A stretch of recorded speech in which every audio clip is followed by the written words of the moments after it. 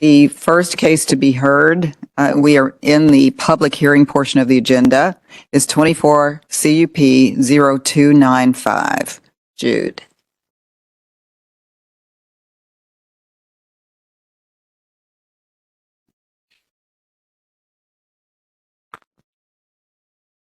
Hello, good afternoon. Jude Mattingly, Office of Planning Staff, 444 South Fifth Street. This is a conditional use permit to allow for a non-owner occupied short-term rental in residential zoning. Next slide, please. The subject property is zoned R5 within a neighborhood form district. The applicant has stated that there are 4 bedrooms that would allow a maximum of 10 guests. There is off-street parking available in the driveway and a garage on site. And there are no short-term rentals approved via conditional use permit within 600 feet. Next, please. Here's an aerial of the subject site. Next slide, please. The surrounding zoning, which you can see is encased in all residential. Next, please. Here is the front of the house. Next slide, please. Here is the rear of the house with a neighboring garage that is not part of the request. Next slide, please. Here's a little site context. If you were to head down Fountain Avenue, which dead ends, and then this is the corner of Fountain Avenue and South Central Avenue. Staff's findings are that the proposal is adequately justified for approval. The existing use is residential. It's located within a predominantly residential area, appears to meet all the standards of the conditional use permit, and there is adequate parking for the use. And your required actions will be to either approve or deny the conditional use permit to allow non-owner occupied short-term rental. And I'm here for any questions if you got any. Thank you. Thank you.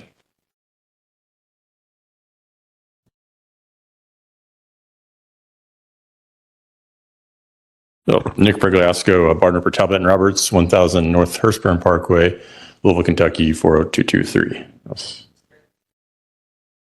I do. I'll go through a short presentation here. With the short agenda, I thought I could just take a lot more time, but I will keep it fairly short, irrespective of that, because this is a fairly straightforward request as far as a short-term rental goes. But this is where you see right here, where the site is located. It's just outside of the Waterston Expressway, and it's really between Westport Road and then New LaGrange Road, right off of Washburn Avenue. And if you go to the next slide, I included this because there was questions and it came up during our neighborhood meeting, but it's a really interesting area of Louisville because the property to the east, or all the properties to the east, are in St. Matthews. And then there's essentially almost, I'll call it 3 rows that are Louisville Metro. But then everything to the other side is St. Matthews, and everything south of it's Linden. So it's kind of a little area of Louisville Metro where there's essentially 3 homes, wide, that is Louisville Metro. Now we did look at it, both St. Matthews and Linden have adopted the short-term rental CUP. So it is irrespective, but their version still prohibits any violations of 600 feet. Just providing this for context because a lot of it came up, but it is in Louisville Metro. And if you go to the next image, this is an area where there aren't any short-term rentals. The closest one is on the other side of the Waterston Expressway. As you can see here, it's the circle is a 600-foot radius there, but this is over a mile away from the site. So there aren't any in the area. Here is the property. I'll show a little bit about the history a little bit later, but it is the original home for this area. It's the original Washburn home. The applicant is Gant Hill, who has acquired the home and spent the last couple of years renovating it and improving it. But it is an older historic home. It is the first one in the area. It's been there well before all the other homes around it were built. But if you go to the next image, again, shows an aerial image.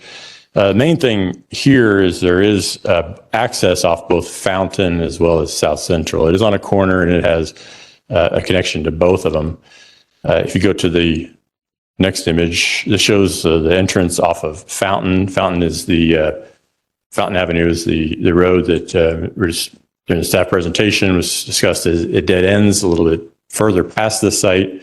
But this is the entrance off of Fountain. And then if you go to the next image, it shows the, I guess I'll call it the side entrance or the second entrance. This would be the one off of Central.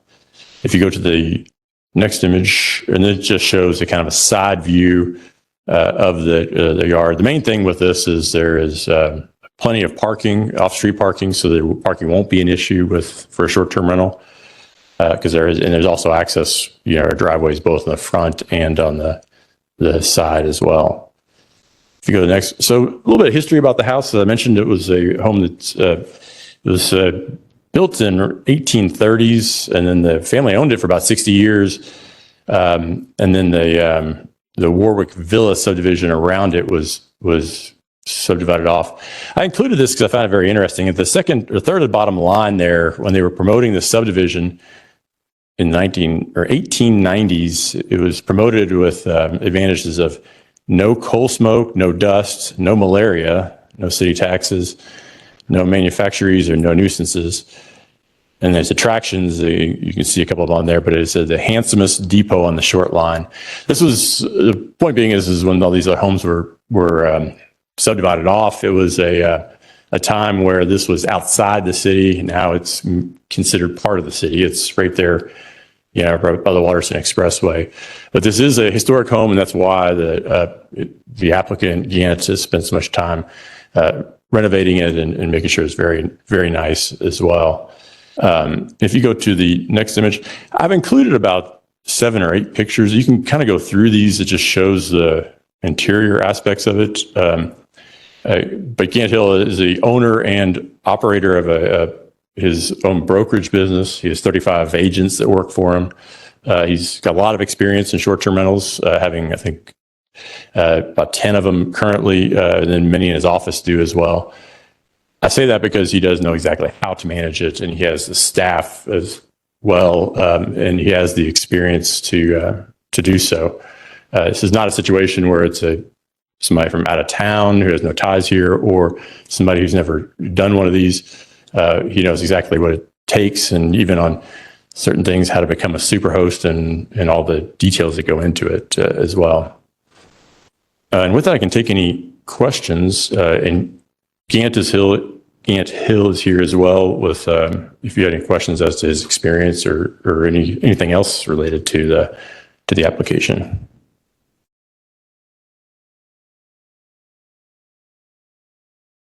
Sorry. There was I think 3 or 4 people attended the neighborhood meeting. There was some of the concerns related to initially was off-street parking. We were able to get beyond that just because the persons had said that if anyone else in the area had a request, it would be very problematic. In essence, because there's not, those other homes don't have enough parking off site. These smaller lots that have very short driveways. So the concern there was kind of alleviated, with this.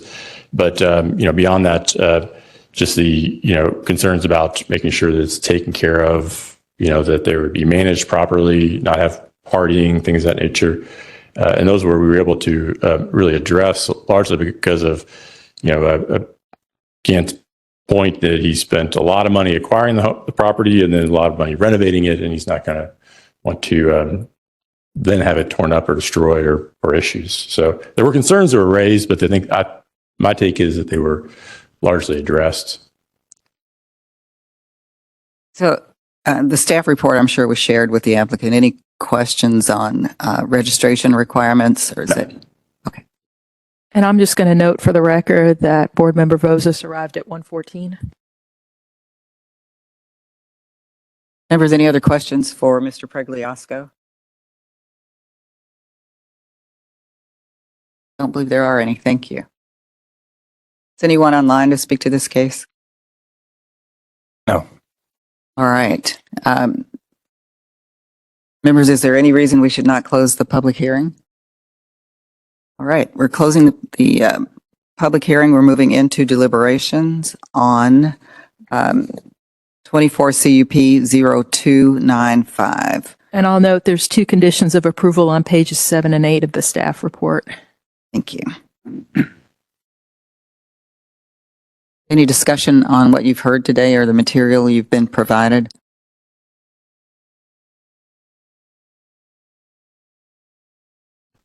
Is anyone ready to make a motion? Here to make a motion. Please proceed.